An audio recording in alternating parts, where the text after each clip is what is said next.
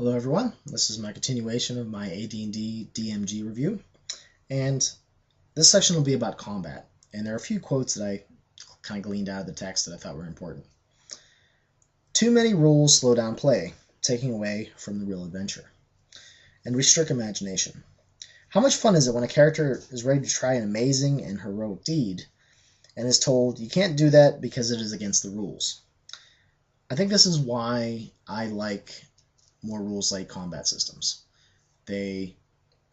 While I understand some people like more structure and they like the more tactical side of things, I like to be able to envision like whatever, basically alternate ways of doing the same thing. As an example, I always loved art class. I was actually pretty good at art for a long time. I put it away because it kind of gave me bad memories of things I didn't really want to remember. But that's a different story. But anyway, art class was great. I would sit down and, especially my art teacher, Mr. Shieldcamp, the guy was awesome. He would tell us what to do. Here's the goal. I don't care how you get there. As long as you meet these requirements, you can make whatever you want. And a lot of his projects were like that. Now, some of the requirements were more stringent than others, but I was one of the people that always liked to try to push the envelope, and every time I would turn it in, he would give me like his eyebrow would go up a little bit, and they were like, what are I gave you these things, and I would go through and I had a big grin on my face. It's like, okay, well, here's the first requirement, here's the second, here's the third, and right there, that's the fourth. And he'd always get a big old stupid grin on his face. He's like, all right, this is really kind of different. I didn't expect this from you, and I always like to see that on his face. Well, anyway, that example goes for combat. Yes, you're trying to hit your opponent. Yes, you're going to roll a die, and yes, you're going to get some damage if you hit. You can take that and, maybe describe a little bit what you're trying to do. Do you just stab? Do you slash? Do you jump up on the table and then jump at them? And I find that the older games let you have more creative license, especially as a player. And let you kind of describe how you're doing it better. Now, the GM can always say, while you might want to do backflips and do this sort of stuff, maybe that's not going to work in this situation, or that won't work here. But I don't know. It just gives that a kind of creative license, and I think it makes combat, for me, who doesn't really like all the rules, more enjoyable, because it doesn't seem as, as limiting. I don't know. Take that for what it is. Another quote that I found: the trick to making combats vivid is to be less concerned with the rules than with what is happening at each instant of play. If combat is only I hit, I miss, I hit again, then something is missing. And that's what I was trying to describe, where you really want to put some description into things. You really want to describe, maybe the wounds as they're happening. Maybe you give away some of the person that's getting attacked, some of their emotions. What do they do in response to getting hit? Maybe they yell something out.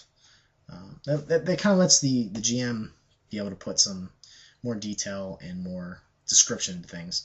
And it might be his way of cluing the players into, these aren't just cannon fodder. They have lives of their own. They have, they don't want to die, unless they're really messed up. Because there are some things that just attack and just, attack because they're protecting, their territory or whatever. Another quote: since this isn't a combat game, the rules are not ultra detailed, defining the exact effect of every blow. The subtle differences between obscure weapons, the location of every piece of armor on the body, or the horrifying result of an actual sword fight. Too many rules slow down play and restrict imagination. Yeah, I think that's what I'm trying to say, is that imagination, I think comes through more with games that give people more creative license. When you're only given so many options in the rule book, like these are the things that you can do. This is how they always work out. These are the rules. It just seems more restrictive. And again, if that's what you like, if you like having those there, that's fine. That's just, I seem to be one of those people that like to be more creative, more imaginative, and I like to try to do things that I haven't done before. I could sometimes take that too far, as I've talked about kind of being a chaotic player. But again, that's another topic. To have the most fun playing the AD&D game, don't rely only on the rules. Feel free to spin off of them and do your own thing. A lot of these are about, initiative and different things, and what way you want to do it. If you want to do weapon speeds, if you want to do spell casting speeds, and those are things I liked about second edition. While they are a little bit more crunchy, they seem to bring a little bit more realism. I like when spellcasters can be interrupted, so I talked about that a little bit too. And for Thaco, to hit armor class 0, this is one of the big things that people don't like in older games. They like the ascending armor class of 3rd edition plus. And basically the quick way of figuring this out is you subtract the AC of the target from the attacker's Thaco to find the attack number. What number you're going to need or greater to hit them. And you can also do the matrix, just list your to hit armor class 0, and then just basically write out all of the numbers that you need to hit things. And that's what I like to do normally, so I really don't have to think. I just look down, and that's what I need to roll. And another note, it's when I first started playing, whenever I would get like a +1 sword or something, I would go through and I would edit my Thaco, matrix, whatever, and include that in there. But I realized that you don't really have to do that. You can just roll the dice and then add that number to the dice roll. So a little bit less math for you, especially if you have multiple weapons. I had like 3 or 4 tracks on my character sheet, and someone's like, just add it to the dice roll, man. I was like, oh, okay, thanks. Yeah, there's more stuff in here. Lots of there's called shots, which I thought I didn't expect to find those rules in there. Yeah, they aren't death-dealing blows, but they give you a little chance to, maybe knock something out of someone's hand. They're not going to let you poke someone's eye out and kill the, 20,000 hit point monster with one blow, but they are in there. They're just not. They're not as like death-dealing criticals like you would think they would be. And there's lots of optional rules for combat. Again, if I was going to say the biggest strength of 2nd edition AD&D is those optional ways of doing things, the toolkit approach, and I definitely appreciated that. So I guess I'm kind of mixed. I think it's a nice treasure trove of things to mine, and you could play 2nd edition very much like 1st edition, depending on what optional rules you take in or leave out. And again, it's nice that it's a nice soup. You can have a big old cauldron and you throw in whatever things you think are important. You have the basic rules, and even those you can tinker with if you want.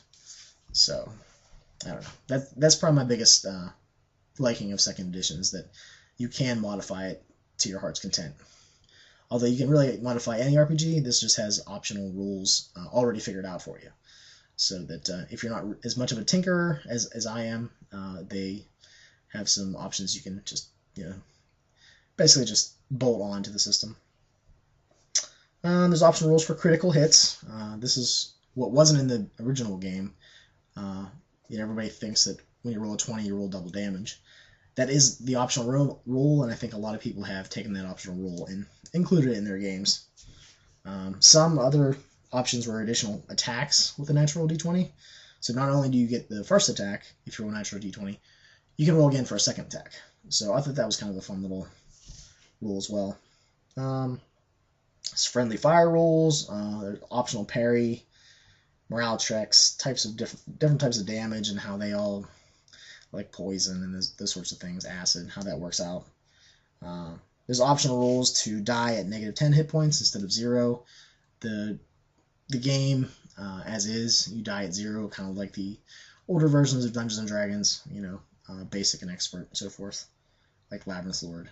And I don't know, I think in my games 0 is death, and that's just how it's going to be.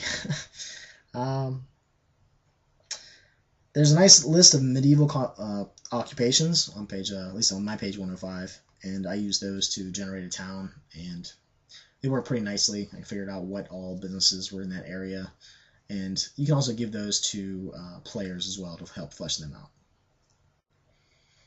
Okay, There's a list of general traits. NPCs and PCs could use these very easily, and that was on page 114. I really like those. I've been known in the past to hand out basically a piece of paper that have lots of personality traits and things that players can pick to help roleplay. On the Labyrinth lore, there's a Labyrinth lore I think it's called Meat Shield that generates characters, and it prints out a bunch of suggestions for like personalities and personality types that you can use as suggestions. Sometimes I find that if when you're starting a character from scratch, it's hard to maybe think of something different than yourself, and sometimes just one idea, sour attitude or sarcastic or something. Someone will read that and go, "Oh, okay, well I'll start there." And as the chronicle and campaign whatever progresses, they'll be able to put more ideas onto it and flesh out the character more. I think Gary Gygax himself said a character's background is level 1 through 6. So the whole idea of making the character as you go versus making the background very detailed before you start is kind of prevalent in D&D. So it's just something to think about. There's a short kind of blurb on the planes of existence. It kind of made me think that there's, I'm pretty sure there's lots of splat books dealing with this topic, and they didn't really want to include everything in the DMG. They kind of wanted to stretch their money out a little bit more.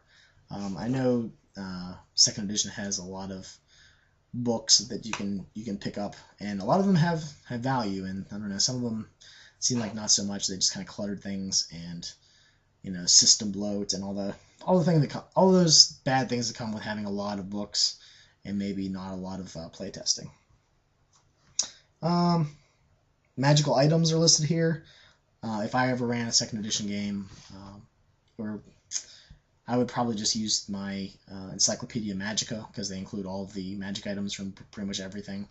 And there's like four books of them. I've gone through those before. Actually, I think that was my first video on YouTube. Overall, I think it's a little, I don't know. I appreciated second edition. I like that I can grab a second edition campaign, and I would run second edition. I would have to kind of maybe read over the book a few more times to make sure I had everything right, or at least to figure out which optional rules I was going to use. So that's very nice. I don't know. It's something that's, I recently just played in a second edition game, and it was a lot of fun. Thank you to Gallandan and to Jeremiah and all those guys, Jacob. I had a lot of fun. Sorry I was so short-lived on playing, but it was really nice to get that Skype experience in, so I appreciate that very much. And I had a lot of fun arguing with the mage. I don't know. It was a good time. But yeah, second edition AD&D, it's definitely worth having and checking out. It's definitely a good optional, it's full optional rules if you want to add anything to any sort of fantasy, D&D-esque game. And a lot of people like second edition. They like to run with it, and they make it their own, and I really respect that. So that's what I thought. Hopefully you enjoy these, and I'll try to get some more videos up. Maybe today, maybe in the near future. I'm not sure. All right, have a good one.